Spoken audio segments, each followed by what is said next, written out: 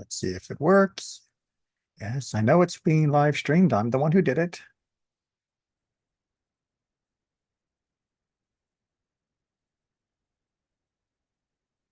Drum roll. And it is working. Good. All right. Let's get back to our actual study page. Okay. Good afternoon to everyone. Thank you for joining me for a little Torah study, as should be apparent if you were on the WhatsApp or just have read the parasha already.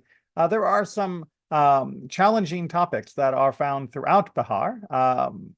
Really, most of the Torah portions will have some challenging topics, but chapter 25 in particular, I think, is probably going to be a difficult section for many people to read and understand.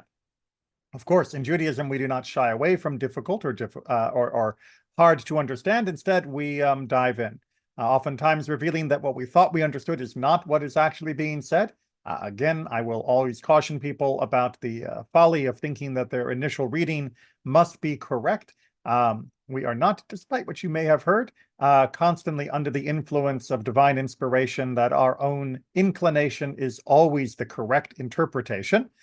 Instead, we recognize that the Torah is a text that requires a great deal of diligence, discussion, debate, and humility when we approach it. With that in mind, we will be touching on the topic of slavery, and there will certainly be topics that will be contrary to what most of us hold as a view. I will caution you to wait until the end when all of our texts have been discussed and presented, that you may find things uncomfortable through the middle, but hopefully we will come towards a better resolution by the end. As always, we can't cover everything, so we're going to dive in here at chapter 25, verse 35, as a little bit of a run-up to the topic, hopefully for context as well as for a deeper understanding of the situation. Now, when your brother sinks down in poverty, I will pause here. I have to point out that yes, this is Fox's excellent translation of the Torah. Sometimes people will flinch when they see words like brother or sister, which are not always intended as gender specific, but definitely require more elucidation. We're not going to be going into that in more detail, but I just like to always remind people in case it's the first time you're tuning in and studying with me. Now, when your brother sinks down, meaning in poverty, and his hand falters, meaning he can no longer support himself, that's the idiom in biblical Hebrew, falters beside you, then you shall hold him. You shall take hold of him as though a sojourner and resident settler, and he is to live beside you. So yes, you will keep hold of him. You will make sure that he doesn't wander away from the land, that he doesn't have to emigrate to somewhere else, and that he should, yes, not longer have the specific land rights that he once did because he has sold them. More on that in a minute. But he will be afforded the same opportunities to work as a hired hand, as a laborer, or any other craft that would also be extended to anyone else that was a temporary or semi-permanent but non-resident member of the community. And we might be considering ways of helping him. When we do so, verse 36 admonishes, do not take from him biting interest or profit, but hold your God in awe, that your brother may live beside you. This is one of the places where the Torah commands us not to charge interest on loans. It's also one of the places where we can see most clearly that loans in the ancient world were considered to be a financial instrument for helping those that were impoverished. The modern form of taking out loans as an investment for improving capital or such had not yet really been developed at the time the Torah was being written. It was not a common cultural feature. Most loans here were one person of limited means giving money to their neighbor of even more limited means at that moment, and then that neighbor returning it to the first one because the first one was also of limited means and couldn't afford to simply give the money as a gift. But obviously people had already figured out that maybe I should be compensated for the inconvenience of giving you money temporarily. And the Torah says, no, when you are helping somebody like this, and indeed in Jewish law in general, we do not take interest for that type of loan. There are many more complicated things to say about financial instruments, but that is what we are not here for, or that is not what we are here for. Your silver, you are not to give him at interest. For profit, you are not to give him your food. So there is no form. It's not just that we can't get back 10% or some other interest rate. We also are not allowed to benefit in other ways from having loaned money to him. I Adonai, am your God, who brought you out of the land of Egypt to give you the land of Canaan to be a God for you. As we have seen multiple times, whenever we get this reminder to be in awe of God and that God is indeed the God who gave us this land in the first place, this is usually coming along with admonishments that we treat each other fairly and that we not believe that the land is ours to do with as we wish, meaning charge interest, throw people off of it as we wish to, but instead that we are beholden to God and thus we are obligated to play by God's rules. In this particular case, in terms of using our resources to help another, even if we do not benefit from it. So that is a common refrain. Now, continuing in this topic, and it's very important to understand, in verse 39, we begin to explore the concept of slavery. Now, we're going to see a lot of different words for an eved in the English. We're going to see serf, we'll see slave, sometimes you will see indentured servant, sometimes you'll just see the word servant. It is a complicated word because the same word, eved, is used in multiple ways depending upon the circumstance. That, of course, means that we have to look at the context very carefully and, of course, look at our tradition to help guide us. And when your brother sinks down in poverty beside you and sells himself to you, you are not to make him serve the servitude of a serf. All right, so again, this is quite odd because if he is selling himself to me, then certainly he is an eved. He is definitely a slave. And yet we are being told not to make him serve in the ways of a serving person. Seems confusing. First of all, recognize that in the context, this is talking about somebody who has sold themselves because of dire poverty. We'll discuss that in much more detail when we get to our commentaries. But for the moment, just recognize that this was not meant to be an everyday occurrence. This was not just a way of hiring oneself out. This was a last-ditch effort to be helped. You might be wondering, well, why weren't they not availing themselves of the loans mentioned in the previous verses or in the other forms of tzedakah or other forms of sustenance that we find in Torah? Well, there were certain occurrences where a person could not put food in their mouth, let alone on the table, and even with all of the other assistances that were there. If an entire region was stricken, then perhaps there was very little for anyone to share, let alone loan. And maybe the only way that a person could justify continuing to help another person was if that person was helping them to actively produce more to sustain them. But that then is classified as being an eved, as being a slave, servant, serf. Again, all of those words can apply depending upon context. But here we are getting then not a limit on the ability for a person to come in under this sort of poverty protection, but there is a limit on how they can be used. And again, our commentary is going to have much to say about what does it mean that you cannot work them with the work of a slave, if in fact they are technically becoming a slave. Well, we will come back to that. Verse 40. Instead, as a hired hand, as a resident settler is he to be beside you. Only until the year of home-bringing, that is to say the Jubilee, is he to serve beside you.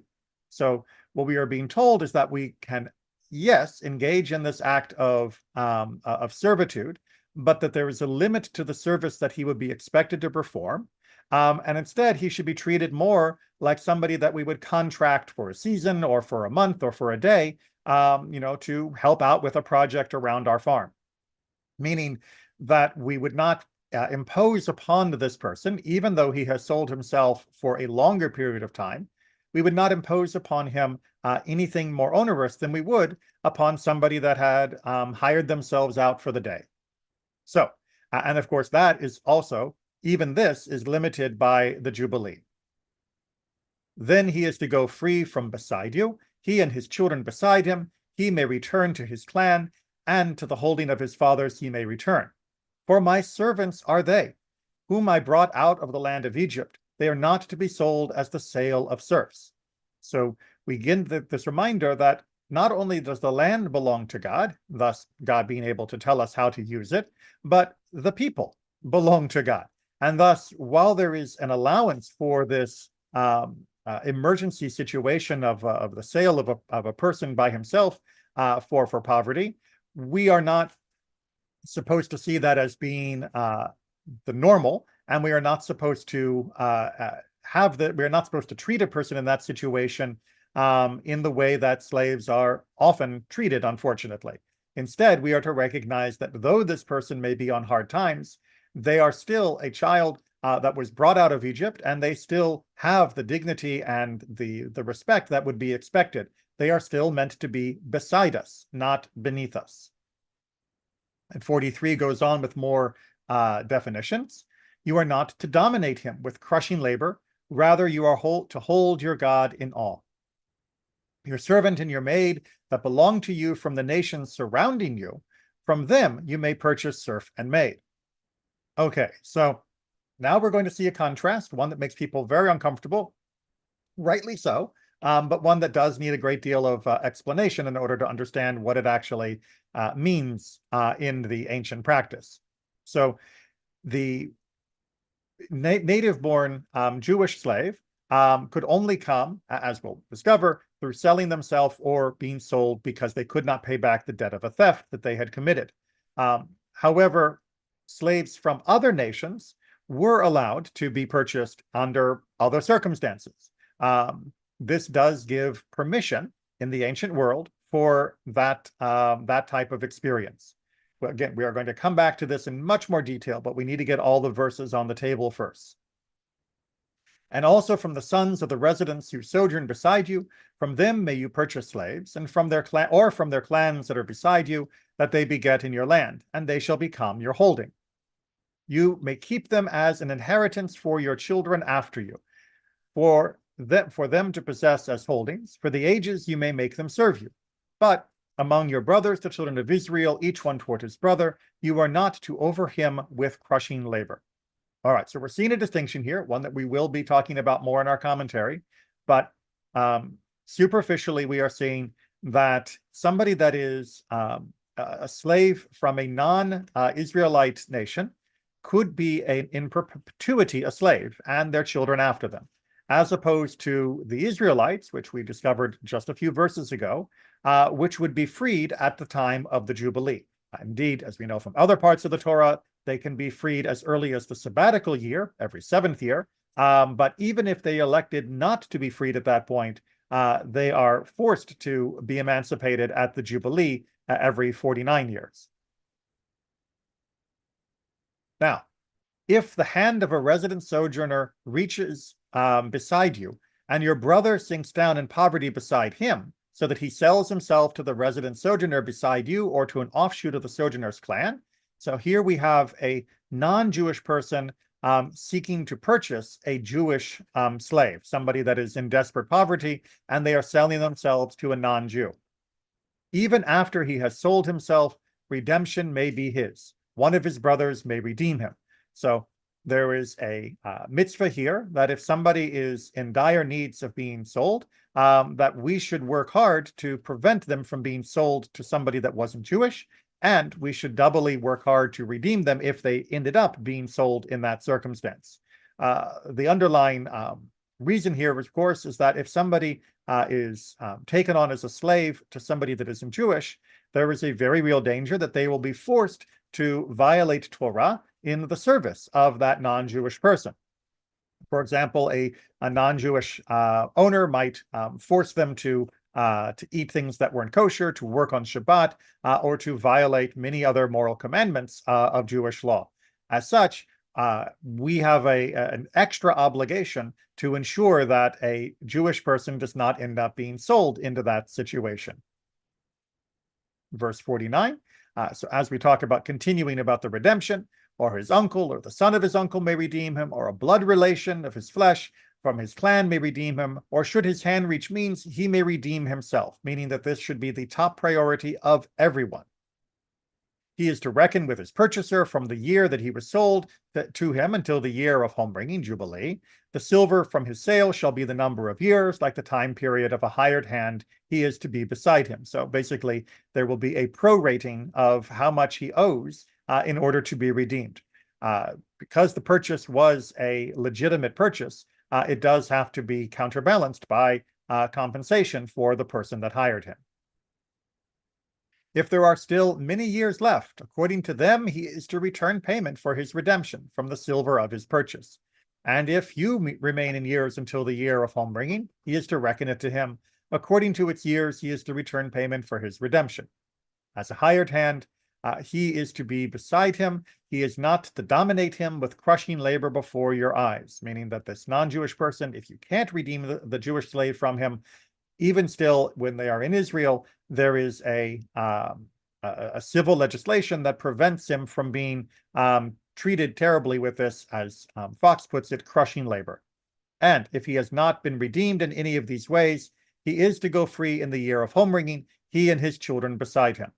For it is to me that the children of Israel are servants. My servants are they whom I brought out from the land of Egypt. I am Adonai, your God. Again, this notion that although temporarily this could happen, there should not be a permanent alienation of the Jewish people from their land or from their freedom. That needs to be inviolate, because after all, we were brought out of Egypt in order that God could be our God, and that doesn't work out so well when we are slaves to someone else, whether we are slaves to a non-Jew, which might severely limit our ability to serve God, or whether we are a slave to a Jew, which does also limit our ability to serve God freely. Okay, now I imagine there was a great deal in there that you found distressing, or at the very least confusing. That is not surprising. And there is, of course, voluminous commentary written on all of this section, but sometimes I find that a lot of people want the brass tacks. They don't want the platitudes. They don't want the interpretation. They want to know, what was this actually like? What did Jews do with regards to this slavery? And while it is all very well and good to point out that in the modern times, for hundreds of years, we have not had slaves in our communities, nonetheless, people are still curious. What was it like when slavery was still a going concern, when it did still happen within the Jewish world? Was it like the chattel slavery of the American South? Was it more like indentured servitude? Was it like serfdom? And in order to try and cut to the chase, we're going to be taking a look at Mishnah Torah. This is Rambam's great compilation of Jewish law. And in it, he, of course, covers the topic of slavery because it is a part of Jewish law. It is the right word for it, a slice. It is its own section. That's probably the best word. Its own section of Jewish law. So let's go ahead and take a look at what he has to say. And as always, we are drawing from the Mishnah Torah in excerpts. It's the whole section dealing with slavery is 9 chapters long. We unfortunately do not have time for 9 chapters today, but we will start off with some of the general principles, and then we will also look at some more specific issues that often are on people's minds. And I will also try to highlight some of the differences between the Jewish slave and the non-Jewish slave, since that is often a topic of great concern and questioning for many people who read these passages. The term Hebrew servant, Eved Ivri, is used by the Torah, refers to a Jew whom the court sells by compulsion, or a person who sells himself willingly. As always, chapter 1, paragraph 1, Rambam is straight to the point and nice and clear. So when we talk about this Eved Ivri, this Hebrew servant, we are talking about only one of 2 cases. Either somebody that we discussed in this week's Torah reading sold himself willingly, meaning it was under compulsion of economic circumstances, but he was not captured by someone else within the community, but instead willingly participated in that sale. Or this is somebody who was sold by the court because they could not pay for the penalty of their theft, the theft that they had committed. What is implied? When a person steals and does not have the resources to repay the principal, the court sells him. No other Jewish person is sold by the court except a thief. So this was not a common punishment, and indeed it was not considered a punishment per se, but a repayment, meaning that the thief was obligated to pay back, oftentimes certain multiples of what they had stolen, and thus, if they could not pay that back, that money needed to be generated by them in any event, and their sale for a period of time was a way to generate that revenue, which could then be given to the victim of their theft. To whom does the term "a person who sells himself" refer? When a Jew becomes sorely impoverished, the Torah gives him permission to sell himself as a servant. Like we read, when your brother will become impoverished and be sold to you. A person is not allowed to sell himself as a servant and stash away the money, use it to buy merchandise or utensils, or give it to his creditor. He may sell himself only when he needs the money for his very sustenance. So, what are we talking about here? We are talking about the absolute depth of poverty. This is not something that a person would do while everything else was going fine and then put the money aside in a special interest-bearing account, if such things had existed in the past, or use it to, buy merchandise and deal in other things while still being now a slave to another person. Now, it may surprise you that a person might have even considered that, but understand that, as we will explore, slavery was not the chattel form that we are more familiar with the horrors of the American experience. And thus, a person might have considered this as, well, look, I'll sell myself as a slave for the next 7 years, or perhaps even less if the sabbatical is nearby, and I'll put that money aside and I'll use it to make an investment with purchasing some wool that's going to be sold overseas, and by the time it gets back, the sabbatical will have freed me, and then I'll be able to earn I'll be able to enjoy the profits of that deal, and that way I've got the money to invest in that sale now. That would not have been a ludicrous idea for a person to consider in the ancient world, and the halacha wants us to understand that, ludicrous or not, it's not allowed. That a person is not given permission, that it would be a violation of Torah to sell oneself if you were not in the most dire circumstances, literally needing food. As Rambam explains, a person is not permitted to sell himself unless he has no property remaining at all. Even his clothing no longer remains. And yes, indeed, when we talk about clothing the naked, that was a real state for many people. There were some people who had reached such dire levels of poverty that whatever they were able to get went only into food, and they had nothing left over with which to maintain or replace any clothing that wore out. So indeed, people could sometimes reach such dire states of poverty that they were literally walking naked, begging for their food of that day. We have already explained that a woman is never sold because of a theft. Similarly, she may not sell herself as a servant, nor may she purchase a Hebrew servant or a Canaanite slave because of the suspicion of immoral behavior. So the first half is a protection for her, making sure that she does not fall into the hands of somebody who might treat her unscrupulously. There was believed to be more protection for a man, even though he was in a vulnerable position, and less so, unfortunately, for a woman, which does seem to be the norm, unfortunately, throughout global cultures. The second half is to avoid suspicion, that if she were to have a slave, then people would assume, because people are terrible, that some hanky-panky was going on inside of her home. So as a single woman who was hiring a slave, people would unfortunately become suspicious. Such suspicion would be terrible for the community, and thus it was prevented from the outset. Now, Rambam continues. A Hebrew servant who is sold by the court is sold only to a native-born Israelite or to a convert to Judaism, meaning that when a person has committed a theft and they need to be sold, they do not get sold just on the open market. In fact, there are limitations on that as well, that this is not an auction block situation, but done very privately and very modestly. But more importantly here, the person is not sold to somebody that isn't Jewish. A person who sells himself as a servant is not permitted to sell himself to a Gentile, not even to a resident alien, meaning to somebody that is a long-term member of the broader community, but still not Jewish.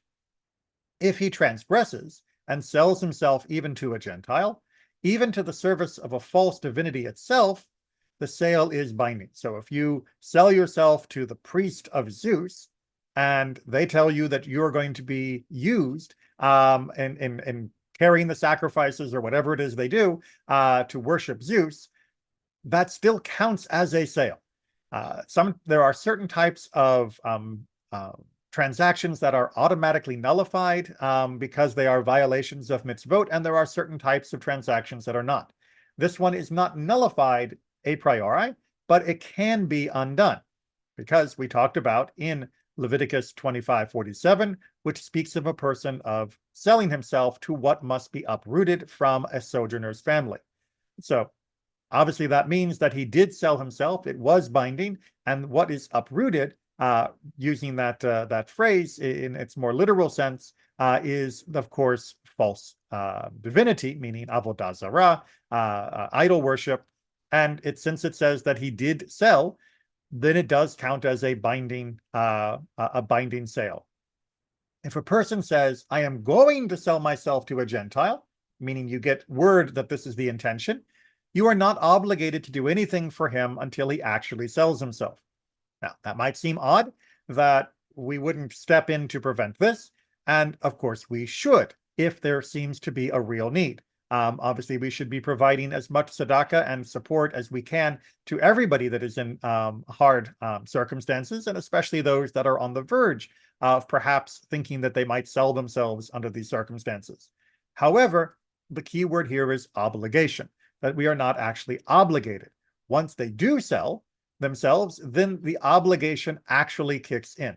Now, why not have the obligation prior to that? Doesn't that avoid the problem? Well, because at that point, the mere threat would obligate the community to perform certain acts on behalf of this person that may or may not actually be warranted. So by making sure that it only kicks in as an obligation, as an actual requirement, once the sale has happened, then we are avoiding any boy who cries wolf kind of situations that would happen prior to the actual danger that the person was pretending to be in. So it makes a lot of sense that the obligation is delayed. But then again, the word obligation here is about the mitzvah level of requirement of must redeem the person, as opposed to the mitzvahs of must help a person in other ways. All those mitzvot, of course, still apply. Once he sells himself to a Gentile, however, although he has transgressed and acted improperly, like we saw, he's not supposed to do this, but once he has done it, it is a mitzvah to redeem him so that he does not assimilate among them. As Leviticus 25:48 states, after he is sold, redemption should be granted him. You might think, the guy sold himself to a non-Jew. I'm not going to lift a finger to help him. He knows that's a sin. He knows that is a violation of Torah. Why would I bother trying to help him? Well, because the Torah tells you that you are obligated to do so. That we don't say, I'm only going to redeem the good people. We redeem everyone because everyone is part of the community. It is forbidden to make any Hebrew servant perform excruciating labor, like we saw. What is excruciating labor? There's the rub. Meaning that it is all very well and good for the Torah to make a general statement that a person cannot be subjected to the servitude of servants, but what does that actually mean in practice? And if you don't think that's an important question, you've never had a bad boss. And of course, in this case, where a person is a more long-term servant, beholden to their owner, then it's even more important to get this to be clarified. So what is that? Labor that has no limit, or labor that is unnecessary and is asked of the servant with the intent to give him work so that he will not remain idle. Again, thinking back to my days as a fast food worker, I have had bosses like this. Thankfully, they didn't own me and I could leave. but imagining what it would be like to work for them without that option is pretty terrifying. So, based on the above, our sages said that a master should not tell a Hebrew servant, "Ho until the vine, ho under the vines until I come," for he has not placed a time on the limit on the work asked of him. Instead, he should tell him, "Ho until this and this time," or until you reach this and this place. Similarly, he should not tell him, "Dig in this place," if he has no need for that activity, and reflects the violation of a negative commandment, "Do not impose excruciating work on him." So it might seem like this is unnecessarily hampering the owner. I mean, after all, didn't he pay for this person? And the answer is no. He paid for this person's work over a large period of time, much larger than the normal hiring out of a person. But he didn't actually own the person, and he doesn't own their dignity, which means he does not have the right to impose upon them unlimited labor, or labor that is done solely for the purpose of busy work. Instead, you are absolutely allowed to get work from the person, but it must be specified, it must be limited, and it must be for a meaningful purpose. Otherwise, you are not merely getting the labor from the person, you are trying to extract part of their dignity as well. On that same theme, whenever a Jew purchases a Hebrew servant, he may not make him perform debasing tasks that are relegated only for servants. That is to say, to have him carry his clothes to the bathhouse or remove his shoes. As we see in Leviticus, do not have him perform servile tasks, the servanty service of the servant. Instead, you should treat him as a hired laborer. As we saw also in Leviticus, he shall be like a hired laborer or resident among you. Okay, so first of all, we are introducing the concept of other types of servants, that is to say, non-Israelite servants, and we're going to talk about them in much more detail on the next page. But for now, let's focus on the idea that the Hebrew servant can only be can only be asked to do things that you would otherwise hire a person to do. That is to say, if you would go down to a job center and hire people to weed your garden, then you can ask the person that you have bought as a Eved Ivri to weed your garden. If you would go to the job center and get somebody to clean your dishes, then that would be fine as well. If that is the normal thing that you would hire a person to do, then you can give them the job. But if it is something that is humiliating, which apparently in their days, taking off someone else's shoes or carrying their clothes was considered debasing, then you are not allowed to do that, because you would certainly not hire a person to do that either.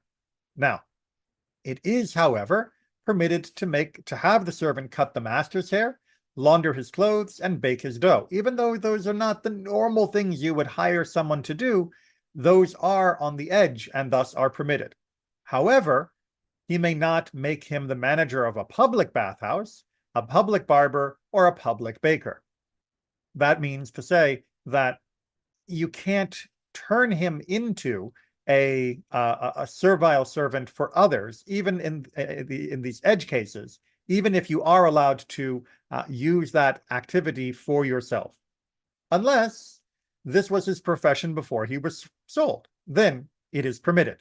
Meaning that if you are, if the person who was a thief, for example, happened to also be a baker, then you are allowed to make them continue to be a baker after you have purchased, in order that they will work for you. And that's not considered demeaning or debasing, because it is their job after all, and thus you are not changing their status within the community, you are not degrading them before the rest of the community, and you're not degrading them before themselves. Now, when does this above apply? To a Hebrew servant. For he is shamed because of being sold. When, however, a Jew has not been sold, he may be hired to perform servile tasks, for he is performing this work out of his own desire and his own consent. All right, very important distinction that Rambam is making for us here, well, drawing to our attention, which is to say, you are allowed to hire a person to do something that might be considered embarrassing or even shameful, because that person has the right to say no. If you go down to the job center and you say, hey, I've got this really, really embarrassing job, whatever you might imagine is very, very embarrassing, and somebody says, well, if you pay me enough, I'll do that, then that's okay, because they have made a fair deal, a fair contract, and with complete consent, and the person has the right to say no, and they are only doing it because they believe that whatever you are offering is worth whatever embarrassment might go along with this. I think we've all come to realize, especially in the modern internet age, that a lot of people will do a lot of embarrassing things for sometimes not a lot of money. And that may make us wonder about the sense of self-worth that many people have, but it does not come to the level of a violation of their civil rights. It doesn't mean that they are being oppressed. It just means that maybe we need to reorient society's priorities, especially away from the accumulation of cash. So you are allowed to hire someone to do something embarrassing, but you are not allowed to force someone to do it that has been sold to you under the circumstances that we have been discussing. That may seem counterintuitive, but in fact, that is the only way to recognize that a person has the right to choose to lay down their own sense of embarrassment if they feel it is worth it. And that is, in fact, reinforcing their ultimate dignity, because it is their choice. Now, a master is obligated to treat any Hebrew servant or maidservant as his equal with regard to food, drink, clothing, and living quarters, as is implied by Deuteronomy 15:16, for it is good for him with you, with you.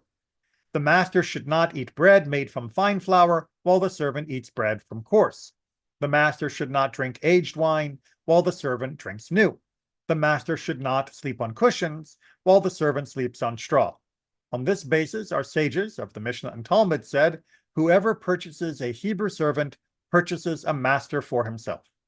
All right, so this summary that Rambam is trying to bring our attention to here is one of the more overarching positions, and one of the main tenets that we should look at when trying to understand what was servitude like in the ancient world.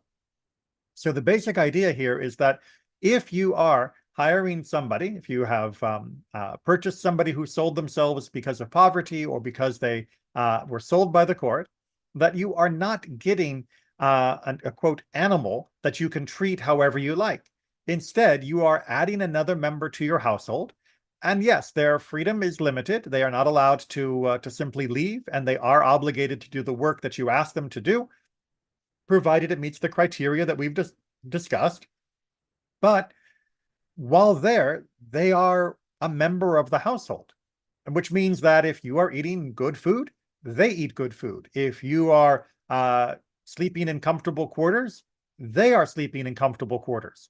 That it is not allowed to treat them as less than yourself, which is why the sages sum this up by saying, whoever purchases a Hebrew servant purchases a master for himself, because by purchasing that person, you are in fact incurring greater obligations on yourself than you are than the person who was purchased. Yes, the obligations of having to work for you are onerous and difficult, but you have more opportunities to transgress as the owner by mistakenly giving them the wrong instructions, or by somehow miserly treating them, not treating them as an equal.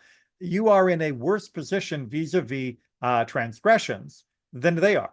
All they have to do is do the work. You, on the other hand, have to make sure that none of those transgressions that are laid upon the master are violated. And of course, this is not just as an avoidance of those violations, but, as Rambam continues, a master must treat his servant with brotherly love, as implied by Leviticus 25:46, and with regard to your brothers, the children of Israel. Remember, that is how it began. It didn't just say somebody, and it didn't just say a guy. It said specifically brothers. And it could have even just said children of Israel. But it said brothers because we are meant to treat them as though they are family. again, I know this doesn't square with our modern understanding of historical slavery because we are living much closer to some of the most horrific versions of slavery that the human race have ever developed. But in antiquity, this was what was meant to be the proper relationship, if you will, that a person who was in dire need would be sold or sell themselves or sold by the court, and then they would be taken care of as an equal. They would be made to work, but only as an equal, and their time of service would be bounded either by the debt or by the sabbatical or jubilee year. And at all times, we were meant to look upon them as our equal, that they were our brothers, not somebody that was beneath us. Nevertheless, again, this is a two-way street. The servant himself must conduct himself as a servant with regard to those tasks he must perform. If given a legitimate job, they have to actually perform the legitimate job. The institution of a Hebrew maid servant and that of a Hebrew servant is not practiced, except in the time when the Jubilee year is observed. All right, what does that mean? It means that even prior to the destruction of the first temple, that the Jubilee was no longer being followed, that the Jubilee was canceled during the time when the tribes on the eastern side of the Jordan were already taken into exile. And that's about 150-ish years before the destruction of the first temple. Only when all of the tribes are settled in Israel and the temple is standing will the Jubilee be held as an official biblical commandment.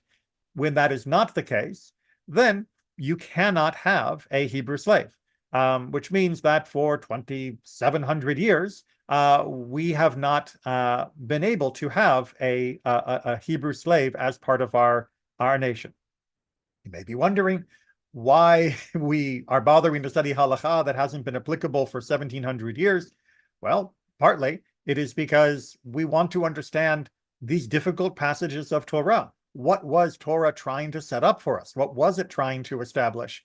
And what was it like to live that way when it was applicable? Even if something is no longer applicable or immediately useful to us, it is still important for many of us to try and look into the past and see what was it like. Was it as terrible as some things? And the answer is no. This was not nearly to the level of horror that we have seen in more modern forms of slavery. Was it nice? Absolutely not either. Was this considered a good thing?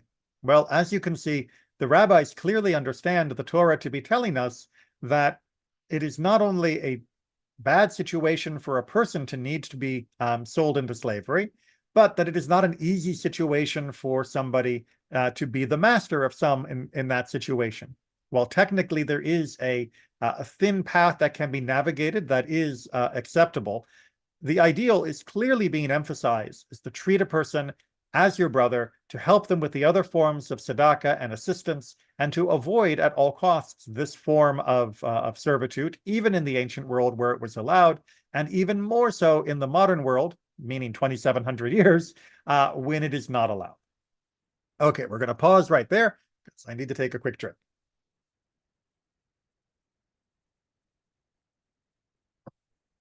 Those of you that are used to the careful wording of Rambam, which is, of course, based off the careful wording of our sages, which is, of course, based off the careful wording of the Torah, may notice that we have been talking up to this point in Rambam's Mishnah Torah about a Eved Ivri, about a Hebrew servant.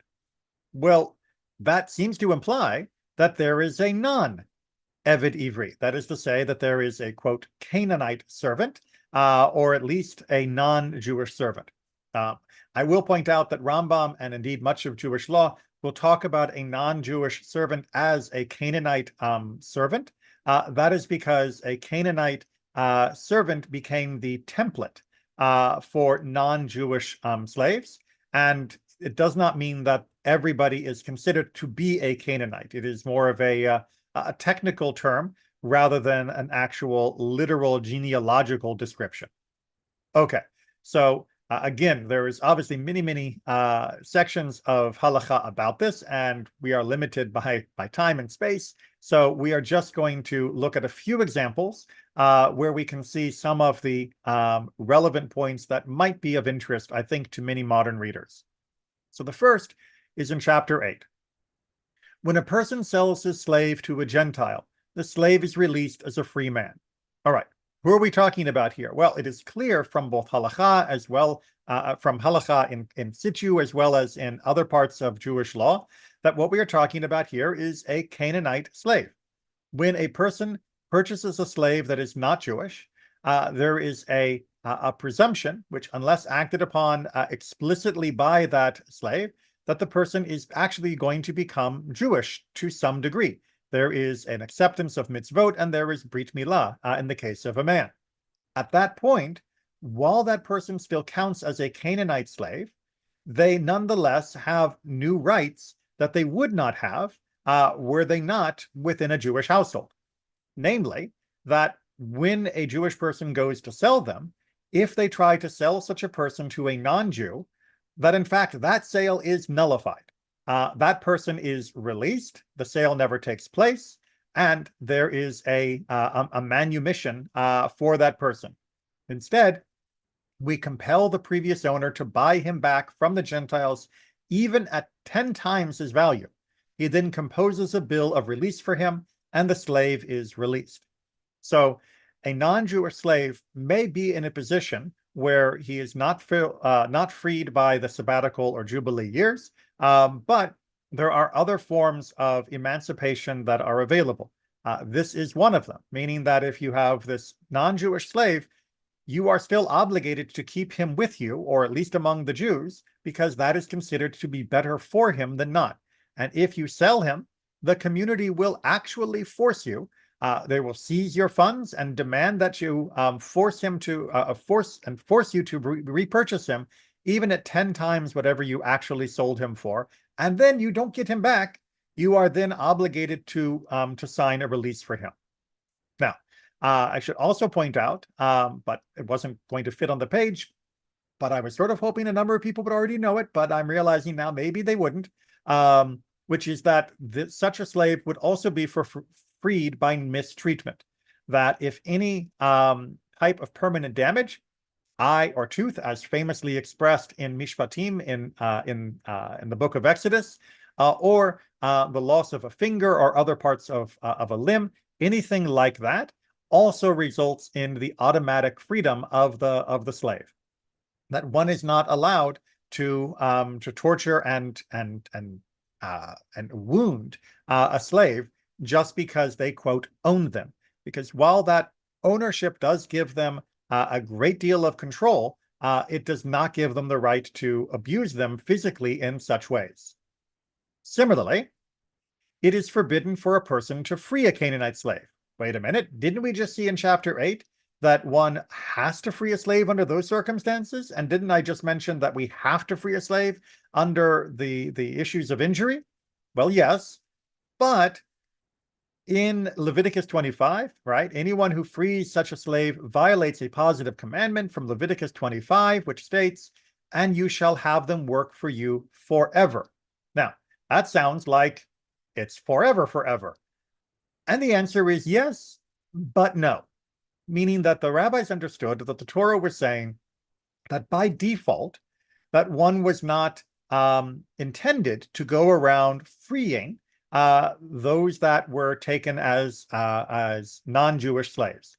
However, what we find out is that there are certain exceptions. First, the act of injury. Second, the act of selling them to a non-Jew.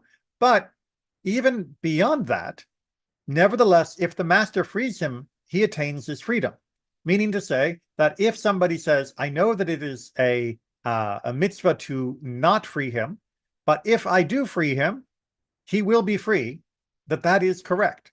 So it is absolutely possible to free, even if it is not considered permissible.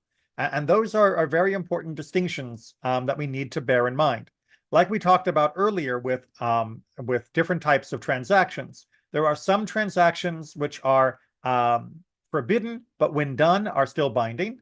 And there are some transactions which are forbidden, which when done are not binding. It's as if they never took place. For example, if somebody tried to marry their sister, that would be considered a non-binding marriage, even if they did everything else right. No divorce is needed, no get. It never happened. In this particular case, just like the case of a Jew selling themselves to a non-Jew, it is something that is not supposed to be done, but if it is done, it is considered legitimate, and thus the slave would go free. There is yet another way that this could happen. It is permitted to free a slave for the sake of a mitzvah, even a mitzvah of rabbinic origin. All right, so you might be a little surprised. Wait, if it's a mitzvah of rabbinic origin, then why would that override the biblical prohibition of having them work forever?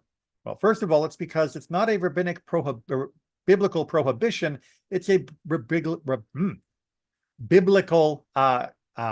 requirement. So positive commandments and negative commandments often have a very different place within the calculation of what trumps what.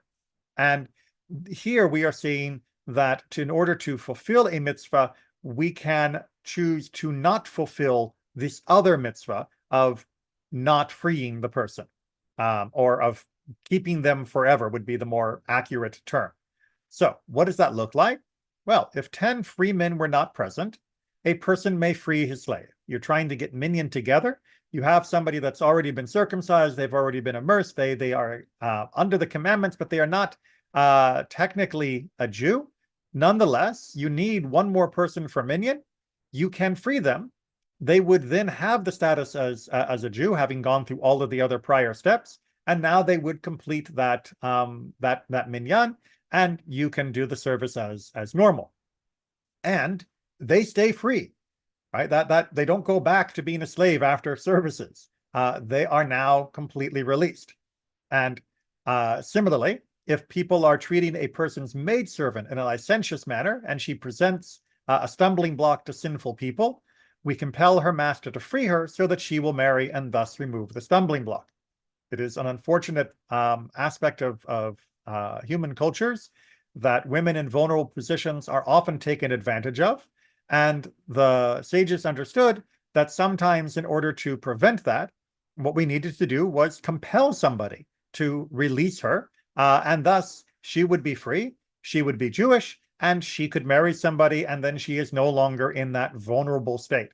So despite the overarching idea that you shall have them work with you forever, there were numerous ways that non-Jewish slaves were able to attain their freedom, and indeed numerous anecdotes throughout the rabbinic literature of exactly that happening. This was not something that was pursued vigorously, meaning that people were constantly releasing non-Jewish slaves for one reason or another. Despite what it looks like it's saying in Leviticus 25:46, that is not how it was actually taken in practice. Now, there is still the question, though, of what type of labor a person can do. You may remember that we began the whole section today by talking about not making a Hebrew servant perform the servile service of a servant. It sounds better in Hebrew, trust me. And that implies that there is someone doing the servile service of a servant. Well, what do we do about that? Well, let's take a look at Rambam, who again is always very matter of fact, sometimes in ways that are blunt and offensive in the modern world. But like I said, stick with him till the end, and then we'll talk. It is permissible to have a Canaanite slave perform excruciating labor. Again, excruciating here doesn't necessarily mean torturous. It just means something that they would much rather not do, like our dig a hole that isn't needed kind of thing. Although this is the law, the attribute of piety and the way of wisdom is for a person to be merciful and pursue justice, not to make his slaves carry a heavy yoke, nor cause them distress.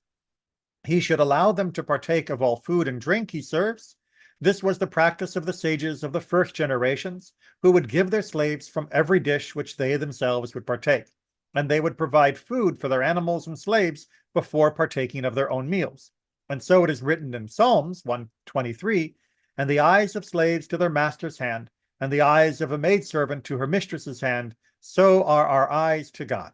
So the idea is, look, we are God's servants. We are God's slaves. In the same word is used, avadim, and we look to God with hope and with a desire that God will be compassionate and beneficent to us.